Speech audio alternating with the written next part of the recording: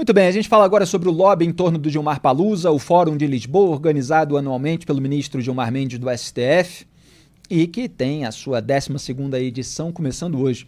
Como antecipou o antagonista, todos terão acesso à casta da República do Escambo, bem longe do povo brasileiro. Eu tinha escrito isso em antagonista.com.br.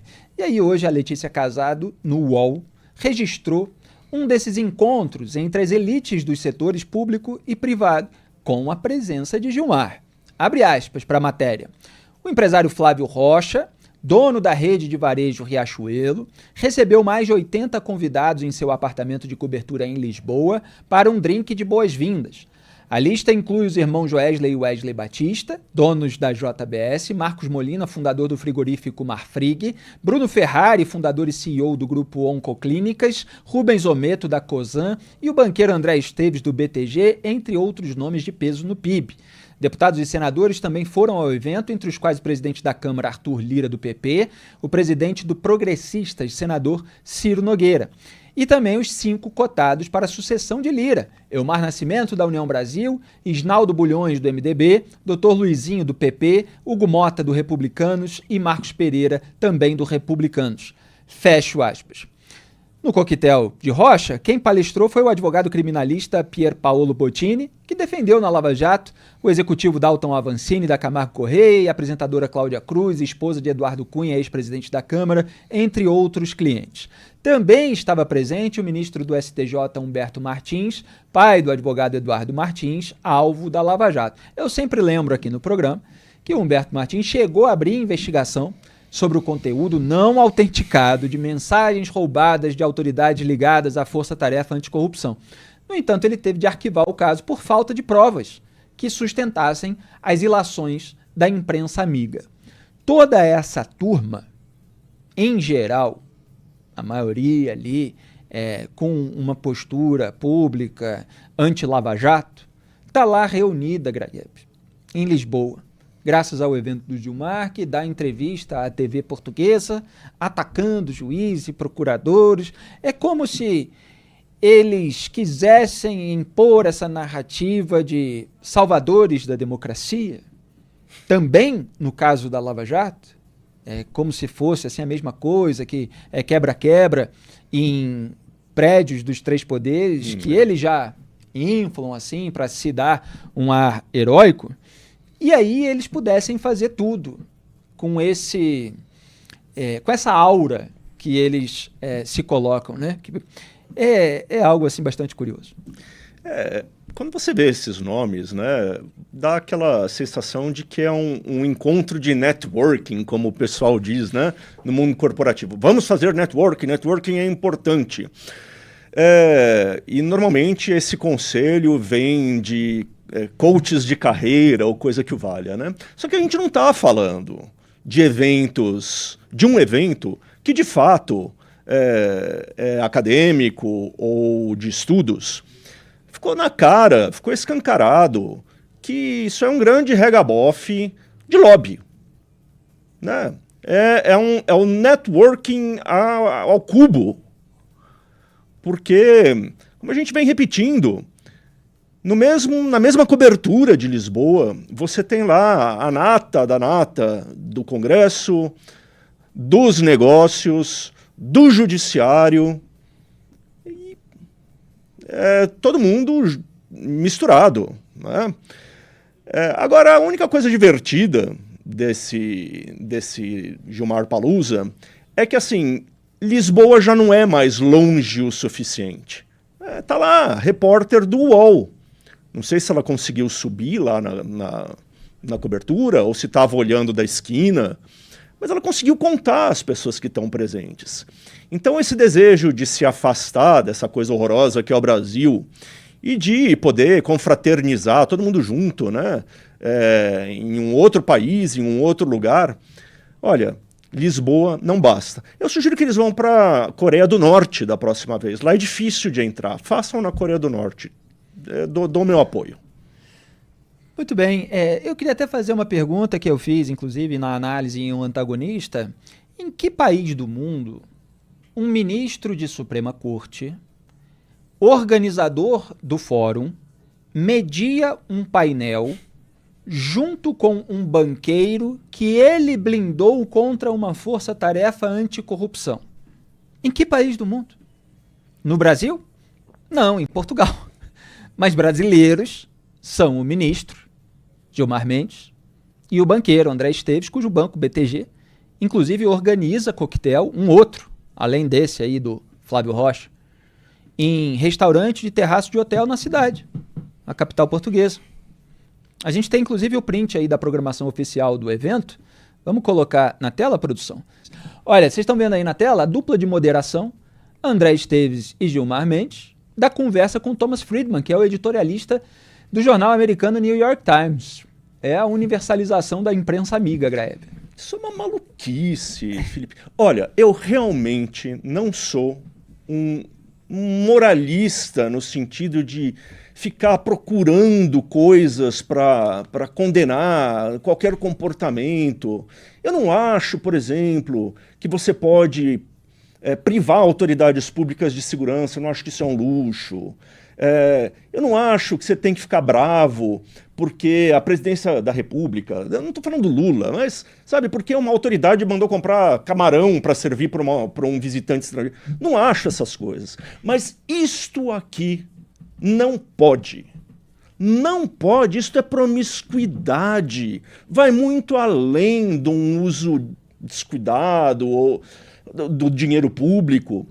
Isso aqui é você fechar a elite numa redoma e eles olhando para a cara dos brasileiros e dizendo: nós podemos, não estamos nem aí. Não estamos nem aí com aquilo com a imagem que a gente está transmitindo, que é essa imagem de promiscuidade, né? E não estamos nem aí para vocês. Fiquem no Brasil. Olha, realmente, não tem outra palavra, é revoltante. É revoltante. Por mais que você tente lutar, como eu tento às vezes, contra essa indignação, né? Não dá. Neste caso, não dá. É deboche. E a gente vê aí os irmãos Batista participando de todos esses eventos. Exato. É como se eles não tivessem confessado crimes de suborno ao longo das gestões petistas. É gravíssimo que a República tenha sido comprada na prática. Obviamente é uma metonímia. A gente está falando aqui de vários agentes públicos, políticos que estavam recebendo propina. E eles estão aí transitando entre as autoridades que foram responsáveis por esses processos. E elas não estão nem aí com qualquer tipo de impressão que isso possa causar. O ministro Luiz Fux, no julgamento da maconha, deu um discurso ali sobre as posturas do Supremo Tribunal Federal, que geram críticas legítimas da sociedade. E o Graeb até brincou, tomara que eles repensem, etc. Mas, eventualmente, isso pode aparecer na voz do Fux, um comentário ali do André Mendonça, de que estão atropelando o Congresso Nacional, mas a gente vê a turma ali do Gilmar Mendes, do Dias Toffoli, o Ricardo Lewandowski, que já está aposentado e foi para o governo Lula, eles não estão nem aí, não estão nem aí. O Flávio Rocha, por exemplo, ele integra um grupo que faz isso que se chama oficialmente de ponte entre o setor privado e o setor público, que lá na minha terra tem um outro nome, e que é da família aí de um comandante de uma emissora de TV, e esse grupo organiza diversos eventos, sempre com a participação do Gilmar. Numa edição recente em Paris desses eventos, estava lá o Wesley Batista palestrando num dos painéis, e o Gilmar no outro, e o Gilmar na saída ali do evento, numa coletiva, inclusive para a emissora de TV, ele falou, se gabando de ter ajudado a blindar as pessoas que estavam ali presentes, e inclusive o presidente da República, Lula, que graças ao enfrentamento que o STF fez da Lava Jato, eu citei isso na minha análise hoje sobre o Gilmar Palusa. E aí ele fala assim, manda um recado bem claro para essas autoridades e para esses membros da elite. Eles precisam compreender o papel que o tribunal desempenhou.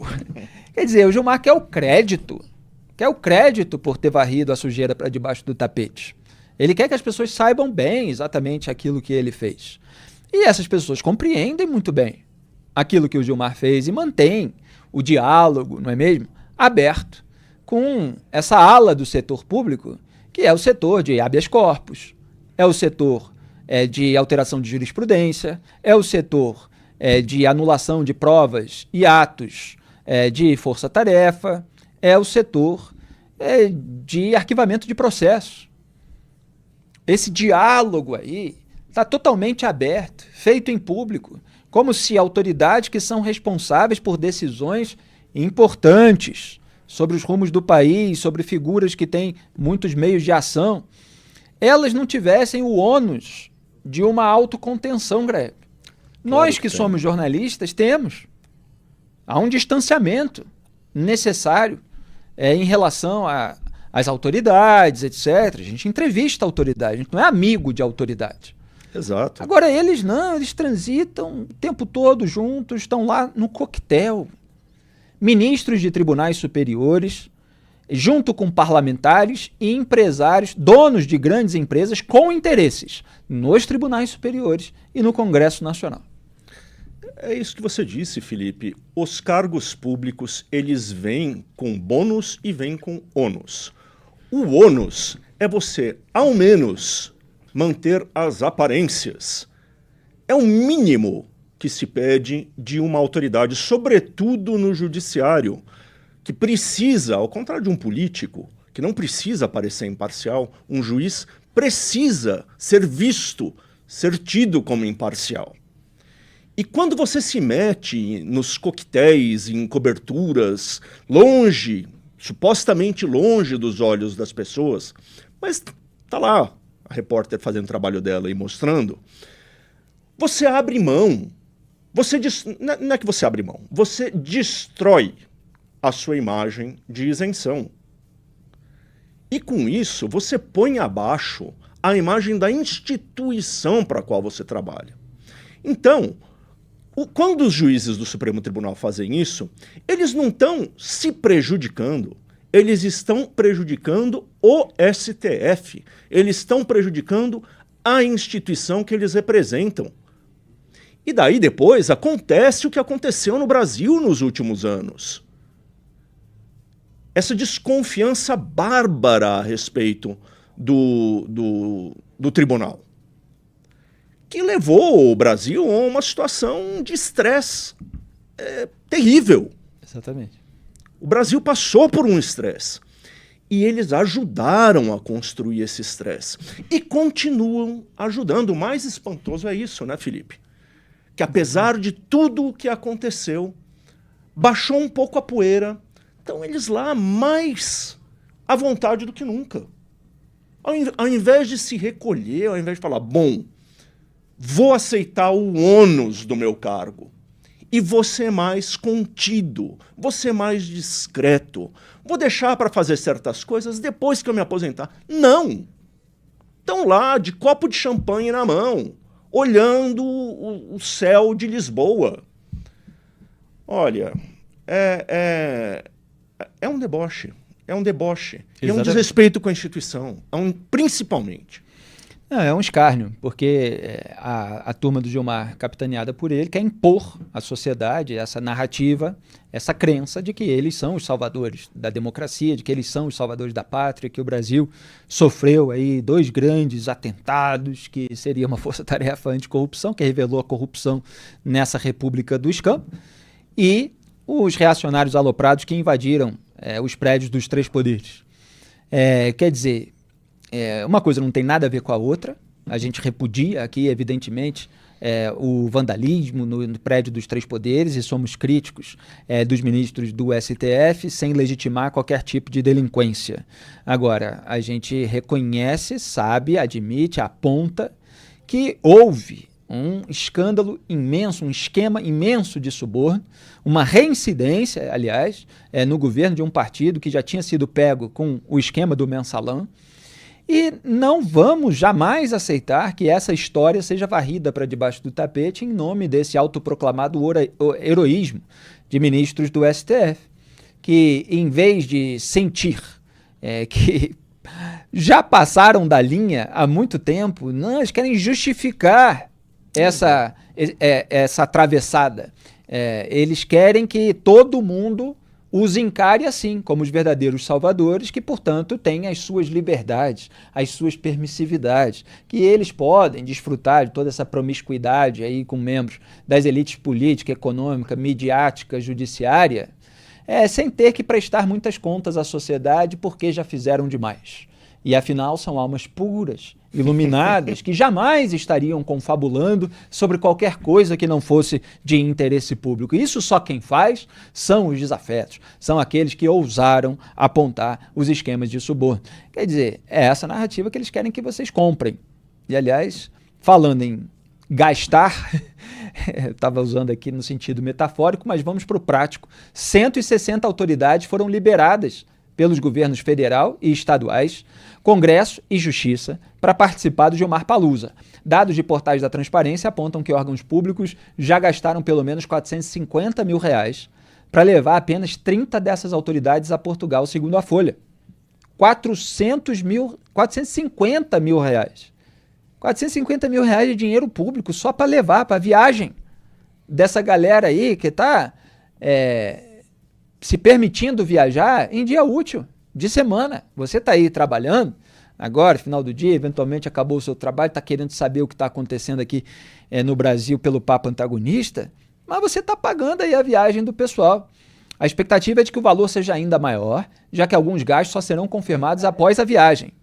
Em 2023, as autoridades convidadas pelo Instituto Brasileiro de Ensino, Desenvolvimento e Pesquisa de Gilmar gastaram ao menos R$1 milhão em passagens aéreas com dinheiro público para participar da 11ª edição do Regabof, esse que agora está na 12ª.